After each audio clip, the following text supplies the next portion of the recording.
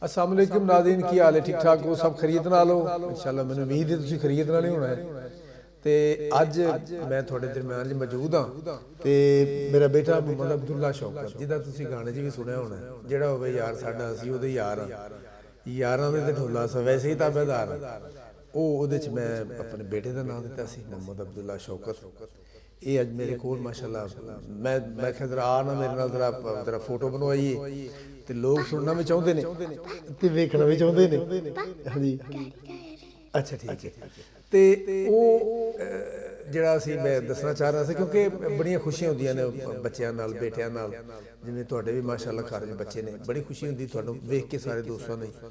तो तुसी बड़े मैनूं फोन भी लोगों के आए कि यार तुसी एक गाने से ਉਹਦਾ आसुला कर लईए, की फायदा है रौला दा। ਉਹਦੇ ਚ ਅਸੀਂ गाने च मतलब वोकल च मैं छोटा सी बेटा उदों है ना, तो उदों मैं दिता सी ਉਹਦੇ ਚ वोकल च माशाल्लाह।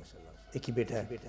तो अल्लाह ताला जिंदगी रखे, तुहाड़ियां दुआवां दी सानूं भी तलबे, साडे लिए भी दुआ कर छड्या करो। तुसी करदे भी हो, अपने बेटे लिए मेरे लिए भी दुआ कर छड्या करो। अल्लाह मियां तुहानूं भी सलामत रखे।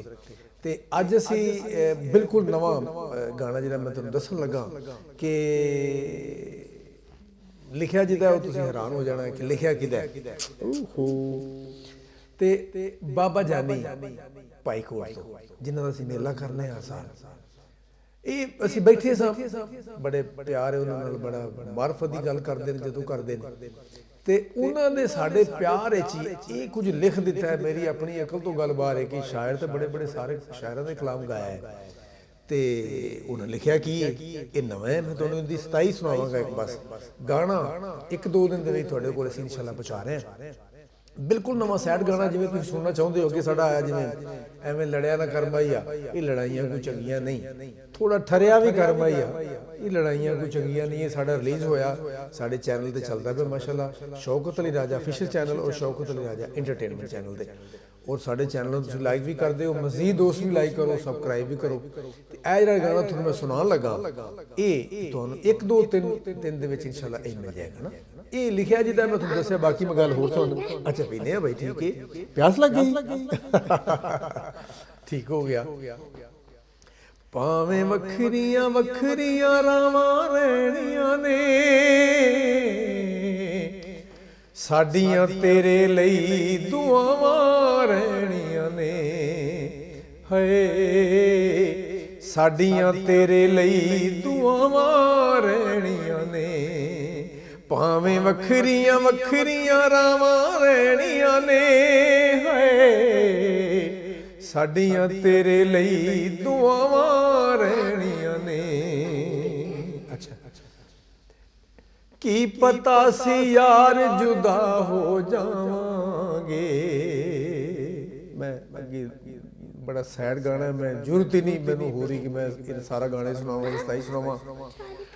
अच्छा ते इंशाल्लाह तुहानूं ये पूरा गाना मिलेगा। बैठो बैठो बैठो बैठो, ये पूरा गाना तुहानूं मिलेगा 2-3 दिन बाद। इहदे च असीं जुदाई लिखी बाबा जानी ने, और तुहानूं इन्ना मज़ा आवेगा। ऐसी कहानी इस गाने दे विच कि तुसीं साडे सारे गाने ही सुने होणगे, बहुत सुने ने। हाँ जी, ओए अच्छा अच्छा अच्छा, मैनूं छोटा बार बार इहो कह रहा, क्योंकि मैं फड़ के बिठाया कैमरे के, उन्होंने समझ नहीं आ रही कि मैं मतलब क्यों बैठे नहीं देर से कैमरे के, क्यों बैठे हैं, लाइटां बल रही ने। तो ये बेटा कैमरा लगा है, असी अपने परस्तारां नाल गल करने पे, क्योंकि जिहड़े लोग सानूं प्यार करते हैं। यह गाना जरूर सुनना, ये असीं वीडियो शूट करने पे। नवीद चौधरी साहब दे डायरेक्टर ने, तो इहदे इंशाल्लाह कोशिश करांगे बाबा जानी नूं भी नाल रिकार्ड करिए। तो बाबा सरवर भी साडे कोल हुंदा है, लेकिन मेरा दिल करदा दो बाबियां नूं विच पा दईए। ऐ की वेखने की बनदा, बाबियां दी कहानी बना के वेखने की बनदा, हीरो तो पांदे रहीदा। तो मेरा ज़हन है इन्हां बाबियां नूं पुछना भी तुहानूं भी किते ना किते कोई काम बनया कि नहीं बनया। तो जे बनया तो फिर गाने जी पता लगता रहेगा, क्योंकि मैं तुहाडे तक ऐसी ऐसी गल्लां पहुंचाई दियां ने। ये सारा प्यार दा इज़हार हुंदा है, और ऐसी गल कोई नहीं होंदी। असीं किसी नूं कदी जिंदगी च किसी दा मजाक किसी नूं मजाक कीता नहीं, ना करना ही चाहिए। अब तो वड्डियां नूं भी नहीं, छोटियां नूं भी नहीं, लेकिन तुहाडे प्यार वास्ते, जिंदा रहण वास्ते, हसन खेडण वास्ते। क्योंकि जिंदगी जिहड़ा रोण दा नाम तां नहीं, हसन खेडण दा नाम मुख्तसर जिंदगी है। तो तुसीं भी इंजॉय करो। तो साड़ियाँ तो दुआवां वैसे ही तुहाडे नाल ने, तुहाडे वास्ते असीं जी रहे हैं, तुहाडे वास्ते लिख रहे हैं, तुहाडे वास्ते रिकॉर्ड कर रहे हैं। सिंगर हुंदा है प्रॉपर्टी लोगों की, आवाम की प्रॉपर्टी हुंदा है। ਤੇ ਇਹਦੇ ਨਾਲ ਹੀ ਮੈਂ ਇਜਾਜ਼ਤ ਚਾਹਾਂਗਾ ਆਪਣੇ ਬੇਟੇ ਦੇ ਨਾਲ ਮੁਹੰਮਦ ਅਬਦੁੱਲਾ ਦੇ ਨਾਲ ਦੁਆਵਾਂ 'ਚ ਯਾਦ ਰੱਖਣਾ ਸਾਨੂੰ ਤੁਹਾਡਾ ਆਪਣਾ ਸ਼ੌਕ ਰਿਹਾ।